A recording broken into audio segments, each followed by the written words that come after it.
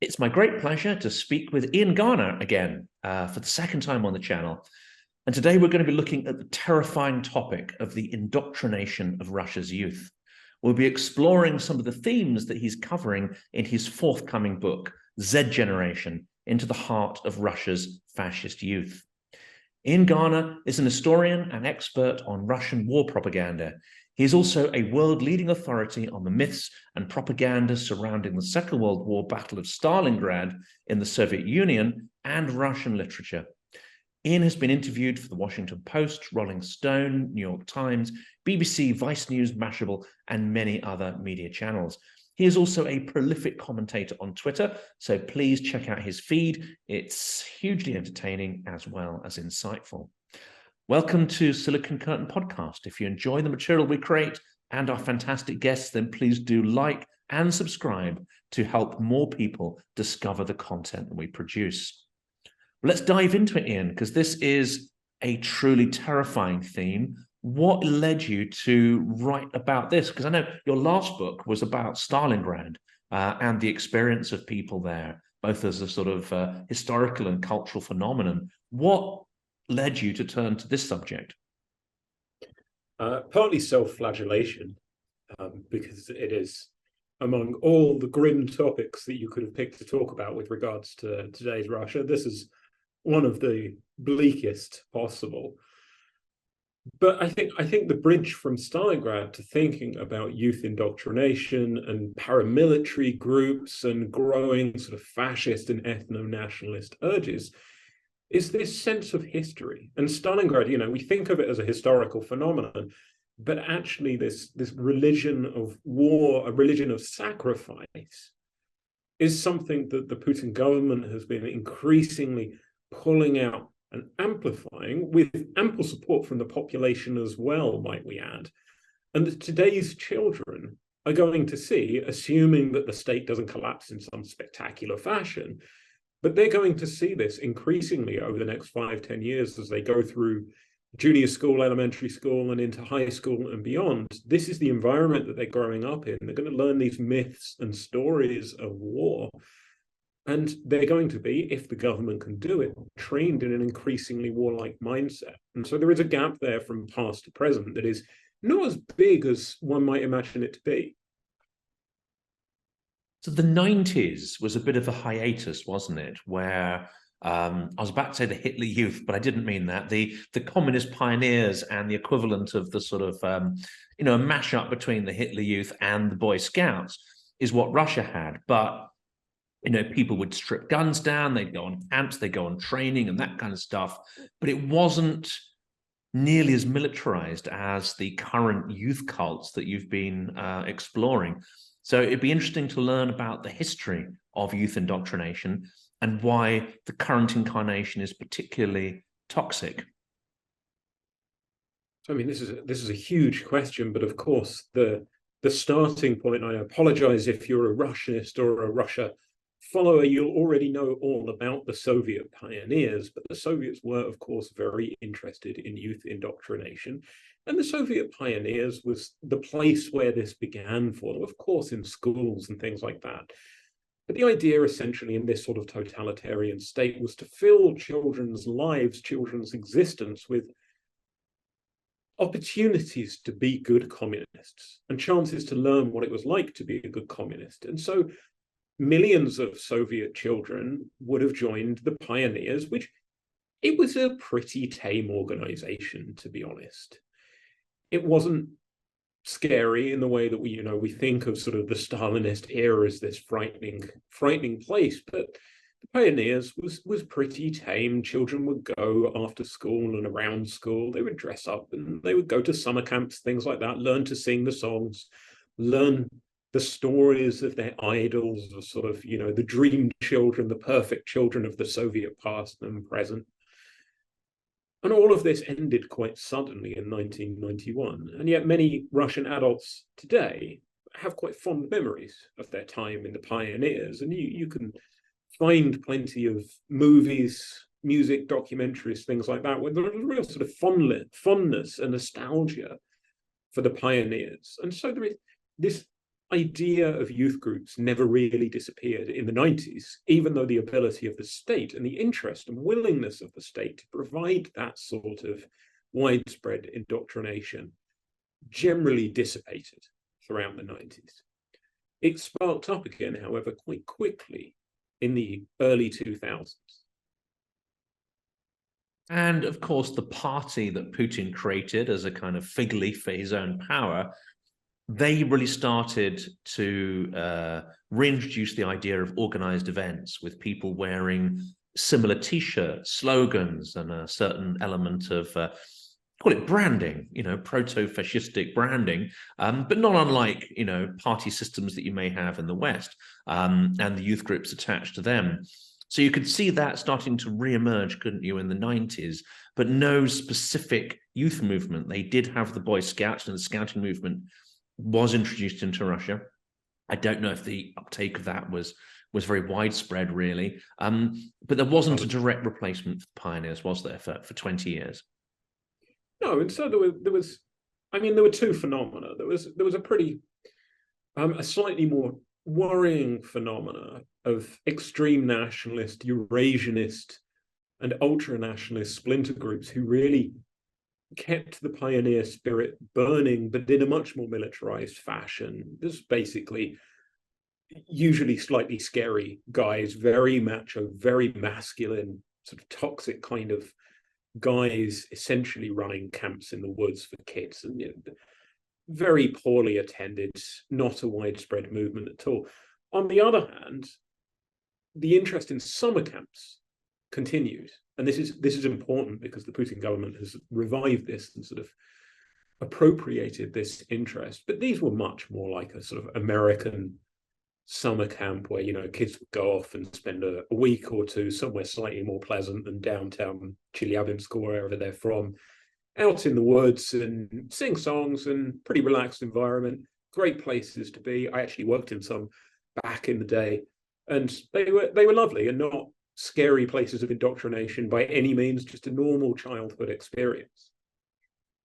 But what you point to, the youth groups, is something that Putin revived very early on in his regime, when it became important for Putin to identify himself as belonging to, or somehow exemplifying, a turn to youth. If the 90s were all about sort of image of a decrepit Russia, an aging Russia that was drowning in debt, financial collapse, a collapsing empire, and of course embodied by its president, who was obviously physically aging, then Putin was all about a new era, the turn of the millennium. And here he comes on December 31st, 1999, first day as acting president, and he tells everybody, I'm young, I'm powerful, I'm this all action judo guy. And so they start to create these entirely fake youth movements. Like the one everybody has heard of is Nashi, which means ours. And so there is the real kind of nationalist element even within the name. These are our guys. And then there's people on the outside as well that don't belong to us. It's already othering, isn't it? It's already defining the us and the them. It's an extreme form of othering, extremely blunt. And there is nothing clever about this in the early days. And so, Nashi is a fairly widespread movement, but it's not a real movement in the sense of having many regular members who are attending meetings. And what it's really about is running rallies, going to squares, going out in public, dressing in identical T-shirts, waving flags, chanting, giving this impression of a sort of a uniformity in youth, and showing that young people are with Putin, and it makes for great TV. It's a very photogenic kind of activity. It's like a sort of miniature Nuremberg rally, and clearly they're influenced by Leni Riefenstahl. A sort of Potemkin village as politics for the social media age, in a way. Absolutely. And of course, the raw fact of this is there were some people joining these movements who are really motivated and really buying in and were attending lessons and reading Nash's manifesto, which is this sort of very regressive conservative manifesto about defending patriotism and traditional values, but they were in the minority. The majority of people who joined were either people who were sort of somewhat coerced into doing so, or much more likely, they were bored and unemployed hooligans, youths, ruffians, and tearaways from towns around Moscow who were given train tickets into Moscow for the day, who were given a bit of cash or some other goodies and told, turn up at the rally, cover up your swastika tattoos. And there is literally an account of this from another movement called Walking Together, which came just before Nagy. Cover up your swastika tattoos, turn up at the rally for a couple of hours, then go do whatever you want. We don't care. So it's a fake. But it plays so well on television because it creates the impression for the viewer when you're viewing from Chelyabinsk or you're viewing from wherever, Kamchatka or Vladivostok, you're not looking at the rally. You don't see what's happening beyond the frame. All you see is that the young people are with Putin. The energy, that sort of, the vivacity, the excitement is on the side of the state, is on the side of the regime. And 20 years on, we've got this echo, haven't we? Because there was the extremely ironic now, given events, there was the victory celebration on Red Square for the incorporation of Kherson into the motherland, which lasted, was it barely 3 weeks? But they sealed off Red Square. They bussed people in from the provinces and the prigorod, or the suburbs. But the rest of the town was kind of in lockdown, wasn't it? You wouldn't go near it unless you were part of that whole sort of fake branded, audience. But I actually think it's something of a misreading to say that this was entirely fake. Because public opinion has followed those early rallies, the rallies from 20 years ago. And so, yes, the town was locked down outside, but only in the sense that this was a major rally in downtown Moscow. And of course, you have to close off streets and you have to direct traffic and things like that. So this is not the sense of a lockdown where we're keeping people away. And of course, what we saw as well were scenes of people continuing to dance and party into the night. However, the central logic, the central narrative of the performance was very, very similar, in that we still had young people coming out, young performers surrounding Putin, who of course spoke. We had a girl who claimed to have been a sort of partisan on the front lines in the east of Ukraine for years, read out a poem, right? These are images of youth, but now in a much less of a sort of a frothy, light sense, because the stuff from 20 years ago was quite bright, and if not cheerful, it was glitzy, right? It was very sort of early 2000s sequins and shiny sort of chic. What we had now is that rally on Red Square with dark red lights. It was quite frightening. It was quite sort of imposing, but still the attempt was there to align Putin with this sort of youthful energy and youthful enthusiasm. And we've seen that throughout the war. But the idea has been to stage these demonstrations and often bring in young athletes, young sportsmen, young personalities to show that, this is the real energy in the country, that the protesters who, you might have seen a protester or two on Telegram, or you might have caught a glimpse of them from somebody's VK feed, but that's just a one-off. They're a dying breed. They don't belong here. This is still where the energy is in the country. And of course, it's merged with the Z phenomenon. And I wanted to understand how these have kind of coalesced, because unlike the Nazi ideology or iconography, really, I meant to say, which was evolved over years and probably evolved a number of experts. You mentioned Leni Riefenstahl. There's a lot of thought went into the branding. You had Hugo Boss designing, the SS uniforms. There's a lot of thought goes into that. It almost seems like the Z is an accidental icon, but has been incorporated into this youth movement. Yeah, I think so. And I think the Z is a good example of without wanting to read too much into it, it's a good example of the failing of the Russian war and the failings of the Russian state in a broader sense, in that the war was supposed to be over very quickly.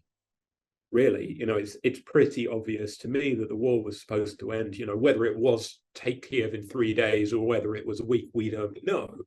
But it became apparent almost immediately that that plan for a swift war and a collapse of the Ukrainian government was not going to come good. So they had to come up with something to turn this from a special military operation into a more long-term thing. And clearly they hadn't prepared for it. They hadn't prepared any of this sort of iconography, anything new. But what I will say is that fascist regimes are terribly good at doing two things. Firstly, coming up with new stuff quickly, because none of their ideology really adds up. Right? When you try and read fascist philosophy, none of it makes sense because it's inherently illogical and irrational. The other thing they're good at is cannibalizing material from elsewhere. And this is something the Putin regime has shown itself very adept at. And so they will cannibalize something like the letter Z. They will cannibalize the Soviet victory flag, that red flag with the white writing that you might have seen from World War II. They will cannibalize the ribbon of St. George, right? And just take these things and throw them into a big pot, shake them up, create new performances, new spectacles, embed them into the rituals that exist and that they're giving to the population, in particular the young population, until everybody just gets acclimatized to them. And Z doesn't seem to have been a terrific success in this respect. I don't think it will be very enduring and a sort of motif that the regime will continue to use.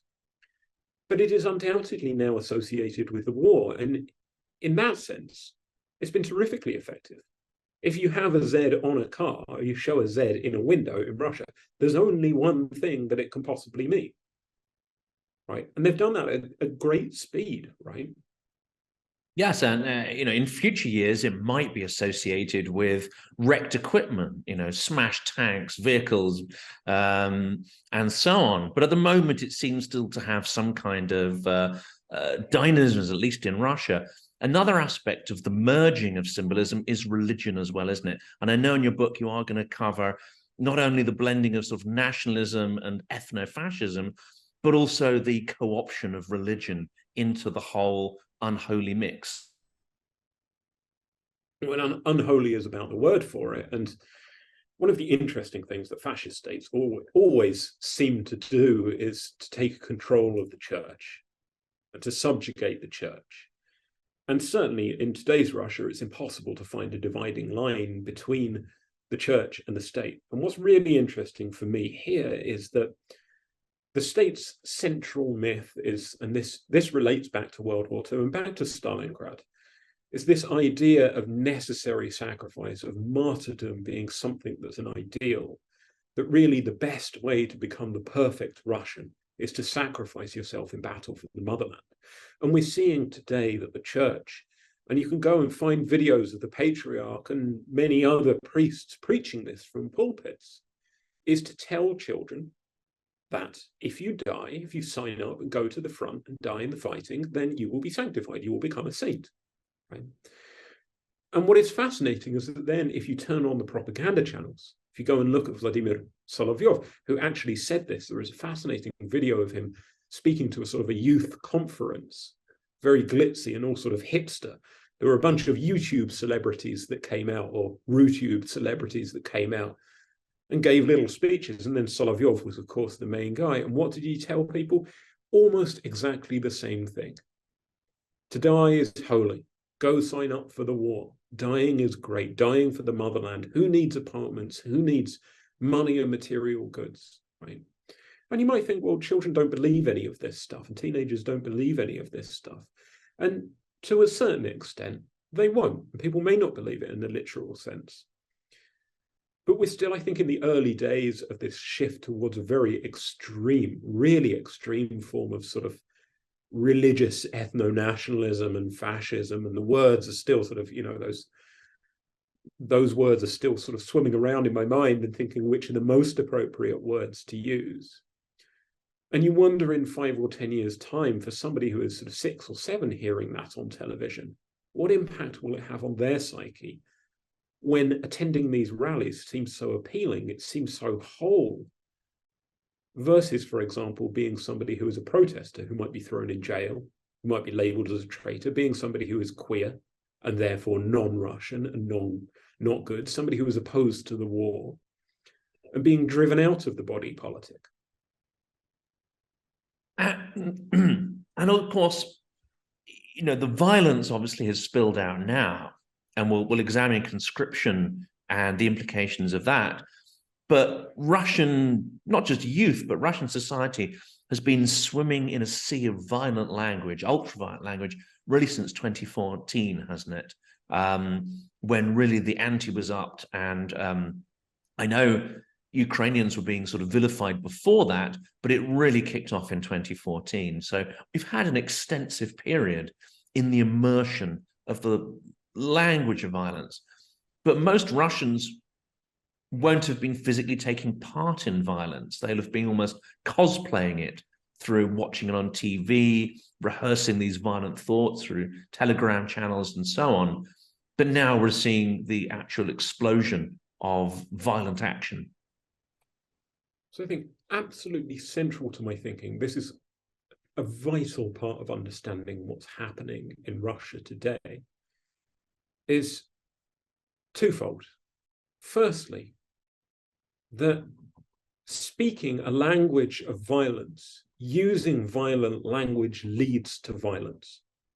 It creates an atmosphere in which violence is normalized, and it creates an atmosphere in which it is acceptable to target other people, right? And here in the book, very briefly, I dive into some theory around what academics would call performativity, which is not the sort of the idea of pretense and sort of spectacle that we would think of in the popular sense, but the idea that language creates reality. Right? In particular on social media, this is important because Russians can surround themselves and live in this world of really extreme violence. And the second thing that's important to understand is that this turn towards violent language does not begin in 2014. It comes through the Soviet Union, which of course was an extreme form of nationalist government.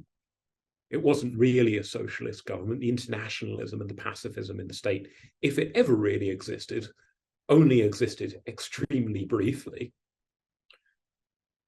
And in the 90s, the interest in sort of liberal orders and liberal pacifism, again, only existed very, very briefly, and there was a turn to militarism pretty quickly in the mid-90s. And so Putin, under Putin, what do we see? Well, Putin speaks a language of violence and always has. And in the book, I draw attention to that very famous phrase that he used about Chechen terrorists. That is, we'll hunt them down and we'll kill them wherever they are in 2 weeks. We'll kill them on the shitter if we have to. This is not the language of a sort of, PR-trained, savvy politician, Western politician. Putin never was that.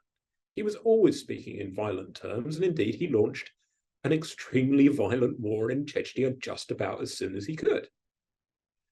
And that violence continued throughout the early 2000s, but the other was an Islamic other at a time when, in global politics, violence towards Islamism was generally tolerated for, I'm not going to get into that, but for, you might say moral reasons. And there's a debate about the ways that violence was conducted there.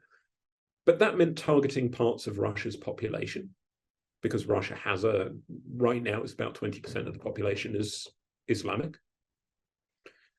And it continued in the early 2010s with a language of violence around the liberal opposition, around people associated with Navalny or anyone who opposed Putin, and in particular queer people, who were portrayed as invaders, people who wanted to attack Russians, people who wanted to disease Russia, who were an epidemic and who needed to be somehow expunged, sterilized, ritually burnt. Some of the language is extreme, right? This is extreme stuff. Only in 2014 did it turn to Ukraine, and that's when it really spilled out, right? And when war truly became the norm in Russian society, I think.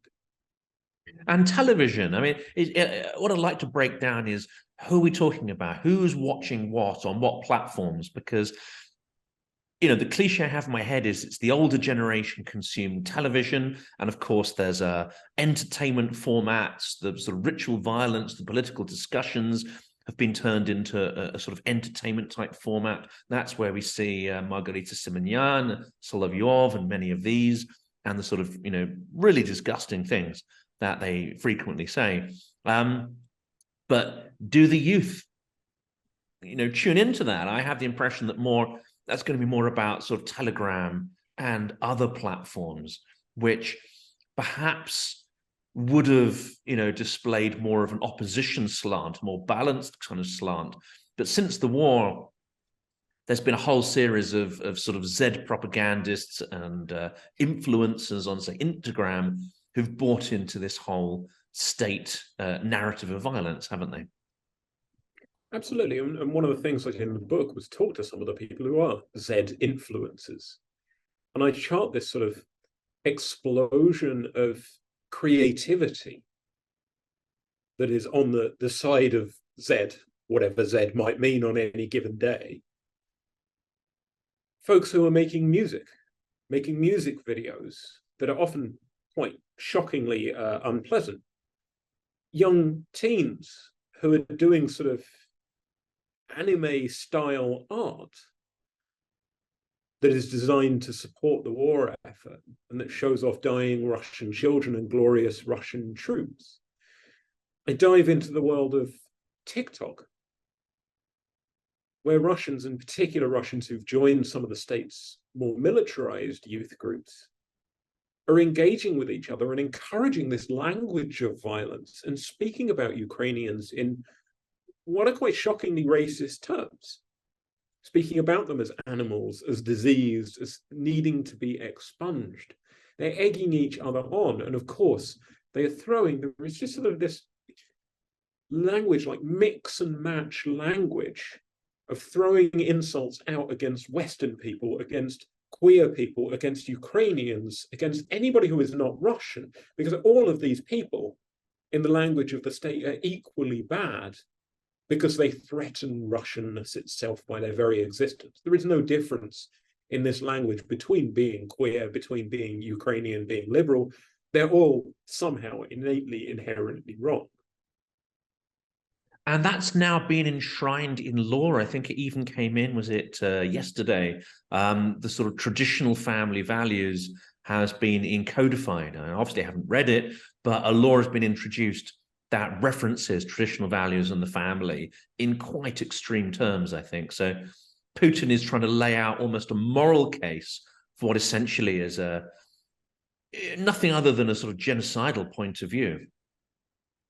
Yeah, absolutely. And this new law is sort of an update on the 2013 law against spreading propaganda about non-traditional family values to children. Well, now it applies to everyone in society.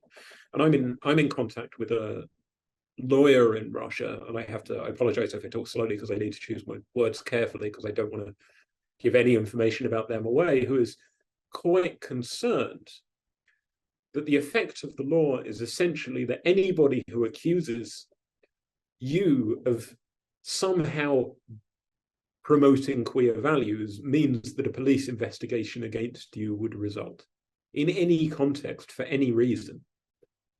And what this does is silence people. And it turns the battle against the state and the battle for right and good, and there are many Russians who still want to fight that battle, it turns it inwards.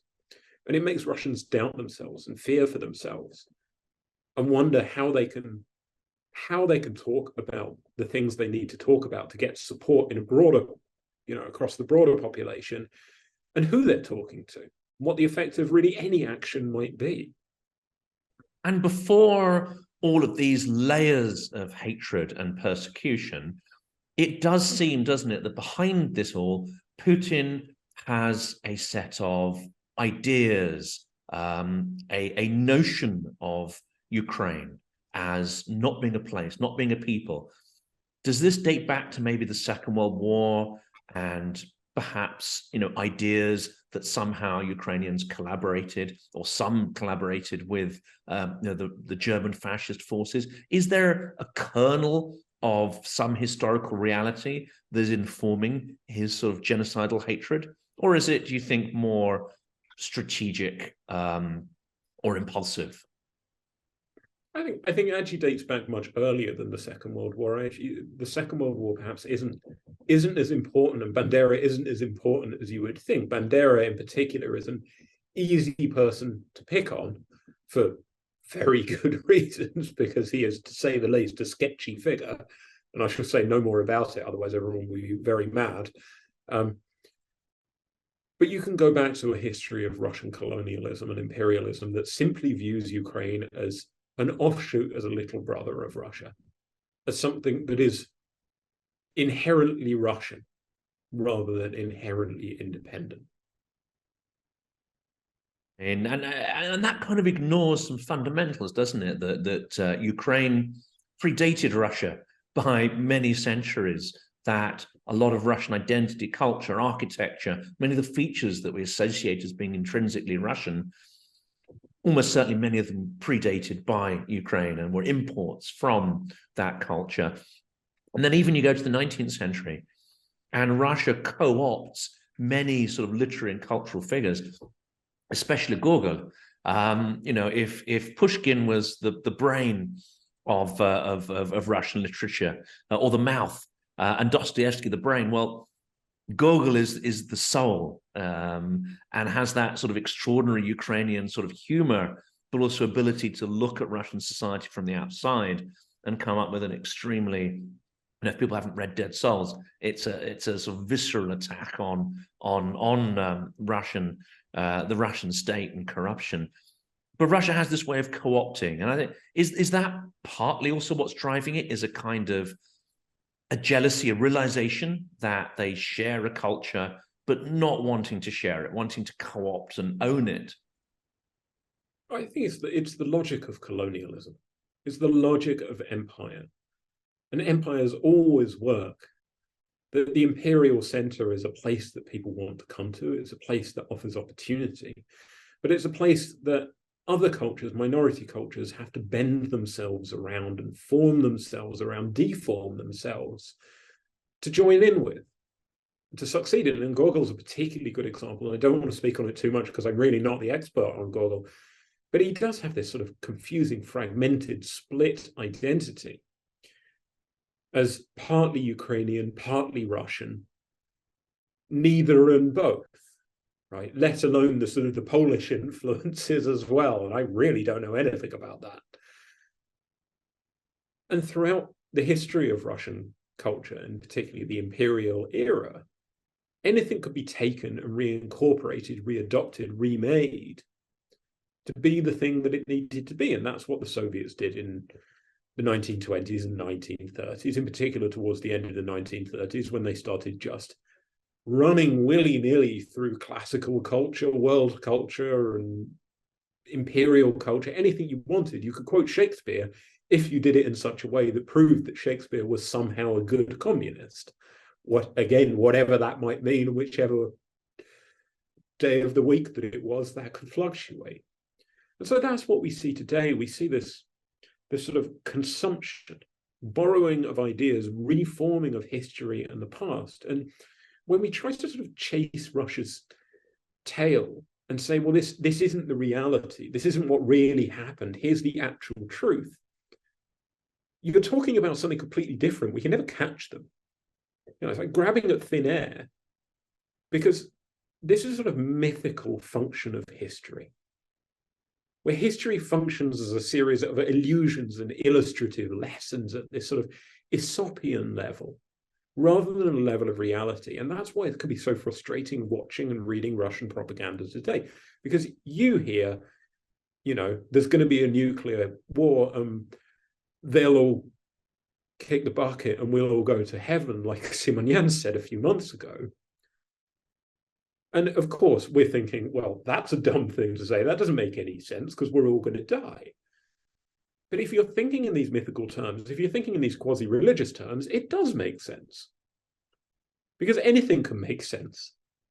It's completely irrational, but you can't challenge it on a rational basis. And so to bring it back to the children and the issue of youth indoctrination, this is the mindset that children are being brought up in today. And I think, we are always trying to rationalize and normalize. So throughout this, experts, analysts, the media, we're trying to look for logic in Putin's actions based on our own framework of thinking, our own historical references. And we're trying to look for consistency in his ideology and, confused because we don't find it there. Now, I know Peter Pomerantsev has some interesting ideas about the Russian ability to compartmentalize, completely contradictory ideas and somehow, keep them in your head at the same time. We're going to the psychology of it. But isn't it true to say that Putin's ideology, and that's maybe too big a word for it, it's not consistent, it's not intellectually rigorous, and it's not something that's been born out of, multiple thinkers and iterations. It just doesn't hold together. And I know the media has been seeking that way in, and they've latched on someone like Dugin as Putin's brain. Isn't it true that, Dugin is much more like Putin's colon? He's just trying to digest a bunch of indigestible scrag ends and trying to sort of mesh them together into something coherent. But it's really not when you pick it apart, is it? No, I think really the question has to come down to, I agree with everything you've just said, like the colon reference for its bluntness. This may be the title of the episode. No, I'm saving that for a future episode. Dugin, Putin's colon, question mark. But the question really for me about Putin and or the regime, because it may not be about Putin at all, but the center of power in Russia is it purely just a kleptocratic kind of power that seeks money and influence? Or is this a power center that is driven by this distorted sort of colonialist imperial vision? And from what I've talked about so far, you can probably see where I lie, because I just don't see how the kleptocratic approach can function given how badly this war was planned and has gone. If they wanted to be rich and make money, they wouldn't have launched the war, nor would they still be pursuing the war. They would have never done it in the first place, but they would have taken some off-ramp at some point in the last few months and said, all right, this has gone badly, but we can still put a stop to this. But right now they're rushing further and further towards the precipice. And there's something I've sort of dragged up from my memory, and I think it's quite an interesting idea. If you look at the Soviet Union, of course, America was the big enemy. It was the arch nemesis, and Britain to an extent as well, to a lesser extent. But I remember talking to Russians and, over drinks, and you got the impression that, they could both despise and loathe Americans and the Brits and what they've got, their wealth and their achievements. They could loathe them and admire them at the same time. And I remember recoiling in horror, the realization that actually what many Russians of my acquaintance were doing was looking at the imperial parts of our history. And that's the bit they admired. The fact that we'd conquered so much territory, that we'd created so much economical and military power. And, in some ways, that was a worthy enemy for them to have. Now it's split between Ukraine and America. They still sort of loathe and I think compare themselves to America in these grand imperialistic terms. But Ukraine is troublesome, isn't it? They want to think of Ukraine as a kind of Untermenschen. And the idea that Ukraine somehow might be more wealthy, more organized, more democratic, and have a more comfortable, humane existence with a more vibrant culture. I mean, to me, this is one of the reasons I think why they launched the war. There's a Russian word for it. It's zavist. It's pure envy, but also the fact that this is not an enemy that matches Russians' grand impression of their role in history. I think there are some interesting points here, and you do have to wonder whether that envy is real, or whether there is simply this, as I try to describe in the Z Generation book, this constant idea that to renew the self, to somehow make up for the fact that Russia itself lags behind, Russia itself is collapsing, something else is to blame. And if only that thing can be somehow surgically removed from Russia, Russia can be made whole again, Russia can be made pure again. And this is, if you had to sum it up, that is the lesson that kids are being taught today in schools, in propaganda lessons, in youth groups. And whether it's removing the queer population, whether it's removing deleterious Ukrainians, this is what we have to do. And yet at the same time, people are still watching Western movies. People are still borrowing Western cultural forms. But what I show in the book is increasingly that the vehicle for those, or the contents of those forms, is Russian. And so what you get is a TikTok video that resembles the same TikTok dances, the same kind of hashtags, the same movements that you would see in your average TikTok video produced by an American teen, but it's produced by somebody in uniform who is dancing about what an awesome time they're having on the parade ground, and hashtag self-realization, hashtag self-help, and that kind of Instagram sort of talk. And so it looks like there is an interest in the West, but actually it's not. It is a sort of a Russification of the best, or the most useful of Western culture. That's what I found interesting when I was there. I used to listen to a lot of music and so on, and there were some genuinely interesting and original bands. But a lot of the culture, as you say, it's sort of co-opting the tone and the form of the Western formats and sort of Russifying it.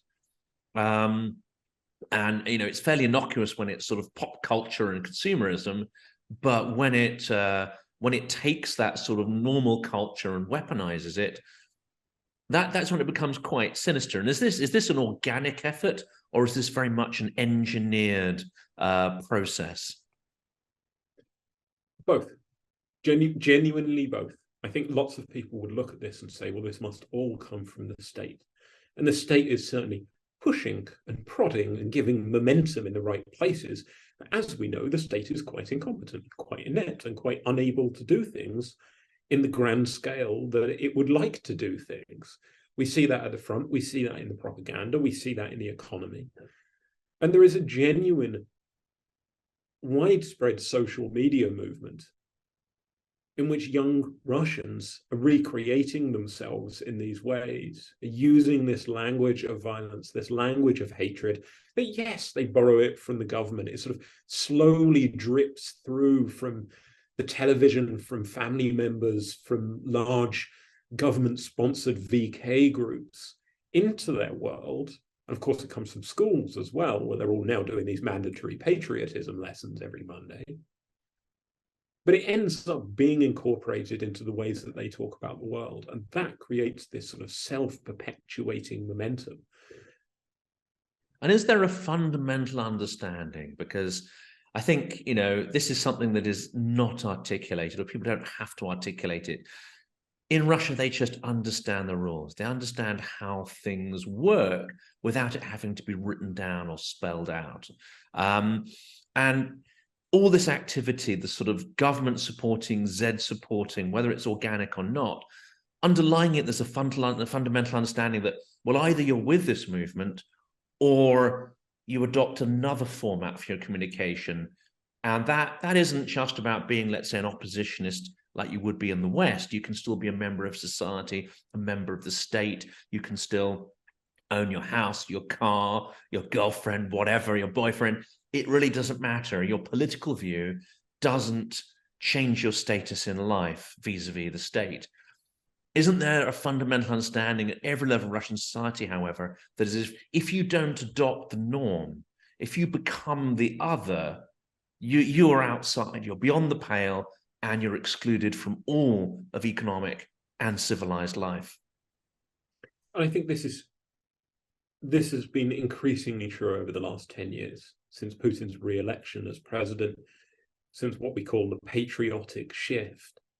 It's turned towards patriotism and increasing ideology in public life. that you basically have a choice.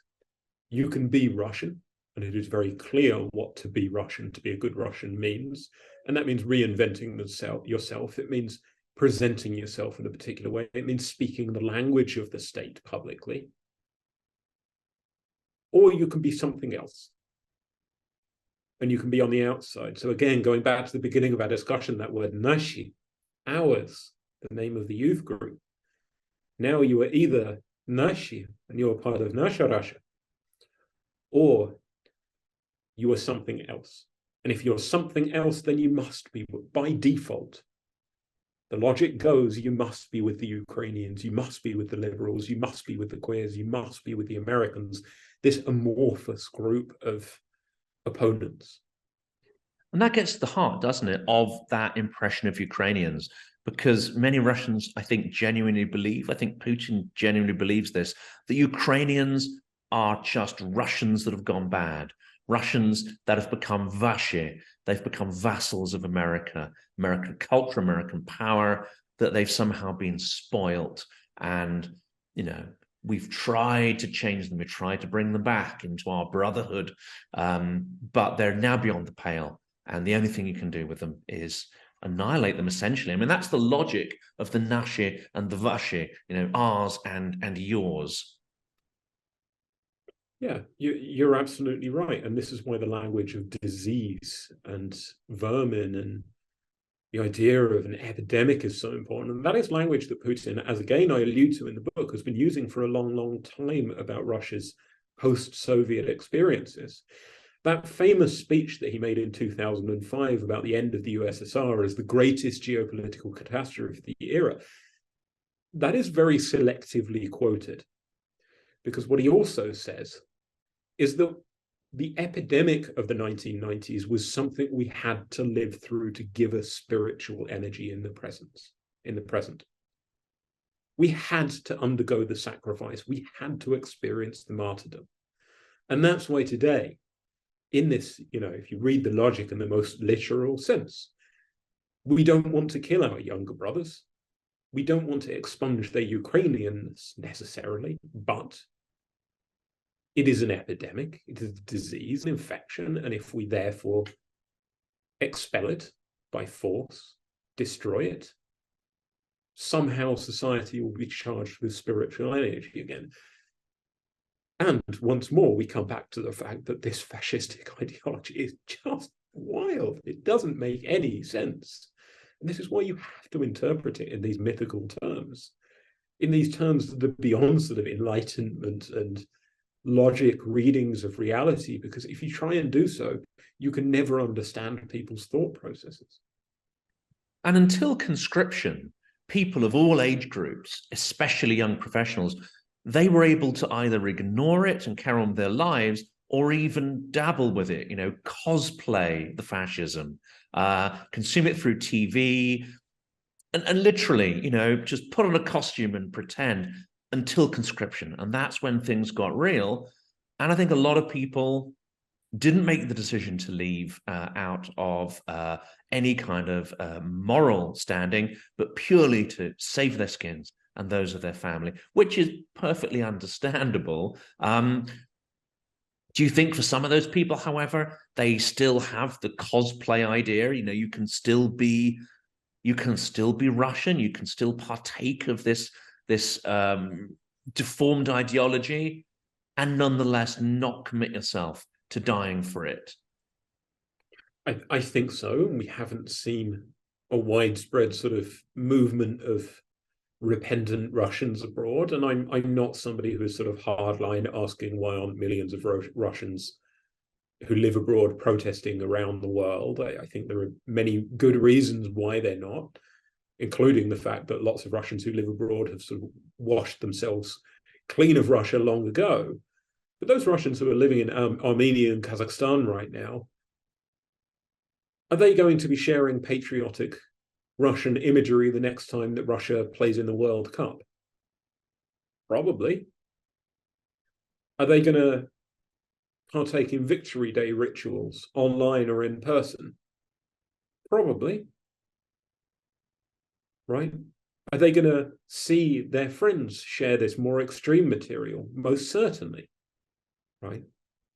This stuff doesn't just disappear overnight. And what we're talking about when we're talking about these people who fled conscription is a generation of Russians who grew up with a very different life in the 2000s and the early 2010s, essentially before Crimea and the patriotic shift just before that, who did have ideas about living a much more Europeanized life, who did have access to a very different kind of education in schools, whereas with today's children, they will never have experienced the world without Putin.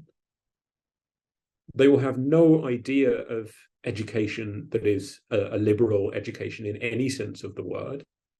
And they will have had these patriotic lessons in school. They will be growing up in this very propaganda-heavy environment.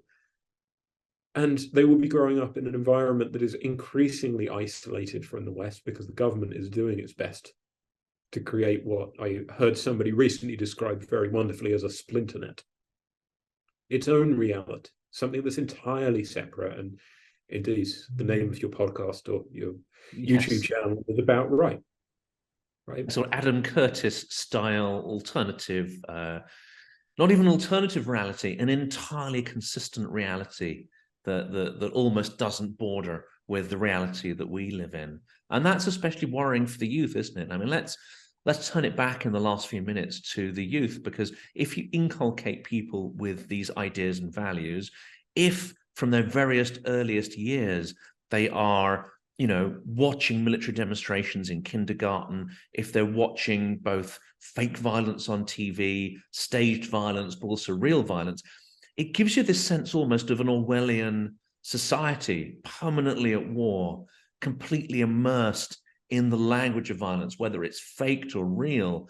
That's extremely difficult to disabuse people of, isn't it? If you catch them early age, and that's the sort of amniotic fluid that they're swimming in. Absolutely. And, when we turn back to the Soviet project as the evidence for how this might go in the long term, Putin's going to die, right? It's going to be in the next few years, I assume. He might be deposed. But whoever comes next is not going to be some great white shining liberal knight. It's going to be someone who's probably equally bad, maybe plays a little nicer with the West, maybe doesn't, we don't know. This sort of schooling, this sort of patriotic material is not going to disappear. And so this is the reality that kids are going to be growing up in for the foreseeable future. And so what I do in the book is think a little bit about the Soviet reality, and that is that we know that the Soviet project was roughly successful in changing people's minds. The common misconception is that most Soviet people wanted out. They didn't.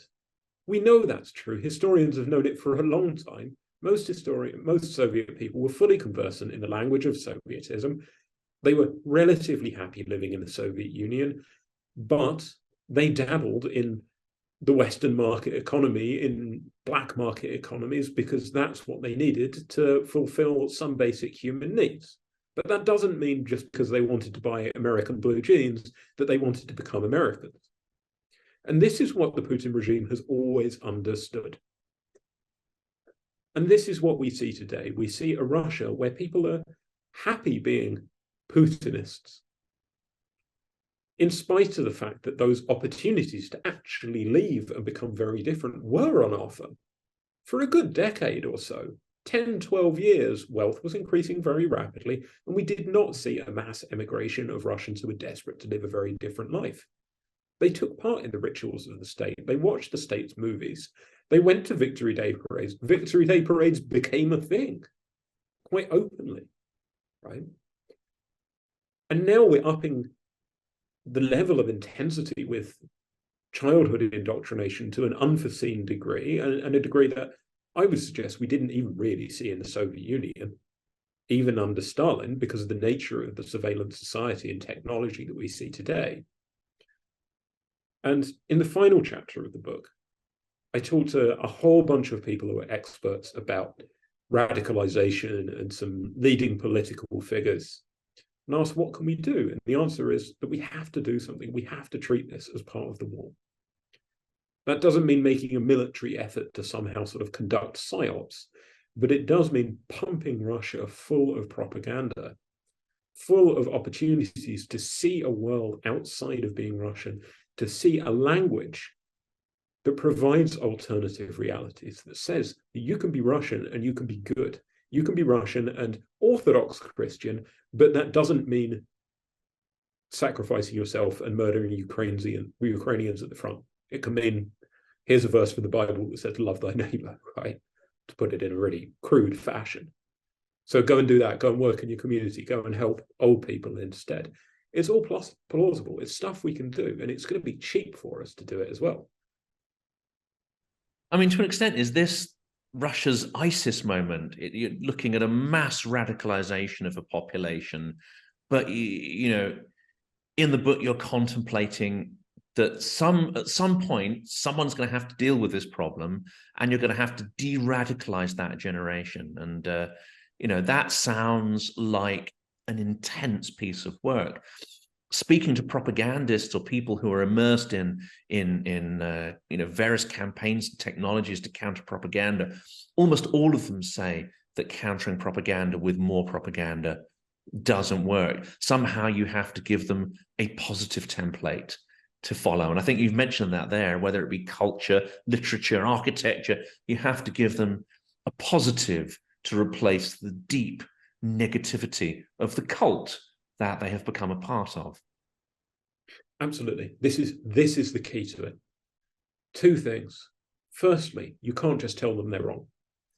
Revealing the corruption of the elites, stating that Putin is wrong, stating that Russia needs to be broken up and defederated, it might be the best way to fix things, right, in geopolitical terms, but you'll get what psychologists call a blowback.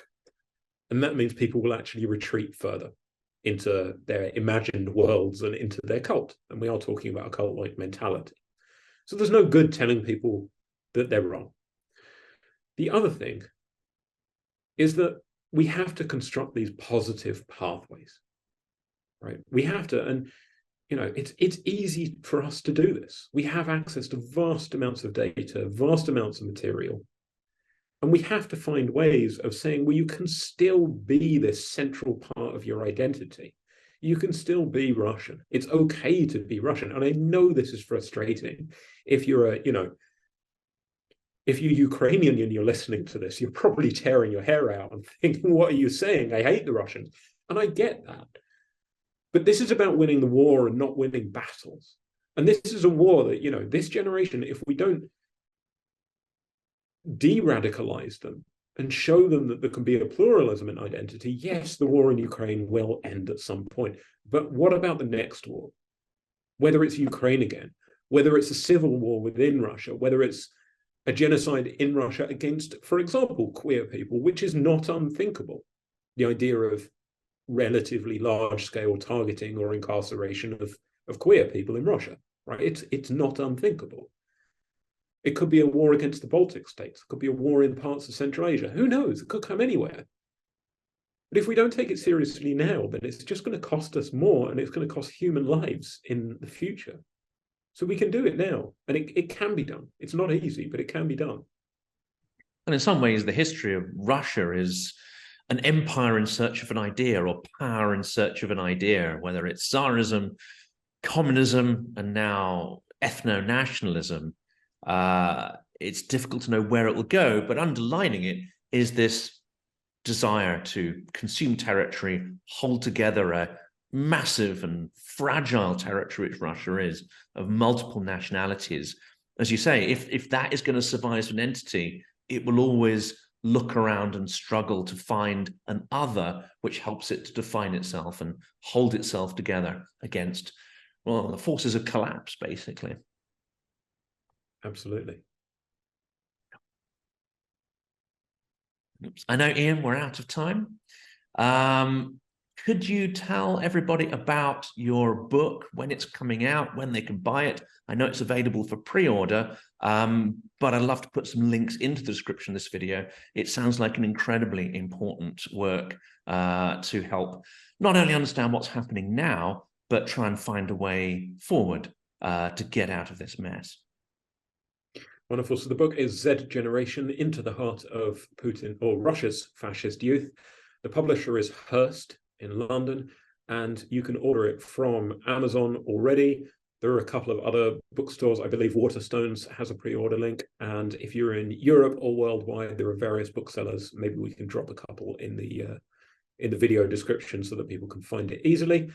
It will be out on May the 4th, 2023, just in time for Victory Day 2023, whatever that looks like. And I don't imagine it's going to be a big victory, although I'm sure there will be a parade. That is a good bit of PR there, a good bit of timing for the book's launch. I'm sure that is partly intentional. Ian, it's been incredibly thrilling and yet again quite terrifying talking to you, but it's a huge pleasure. And thank you so much for giving us your precious time. Thank you very much, Jonathan.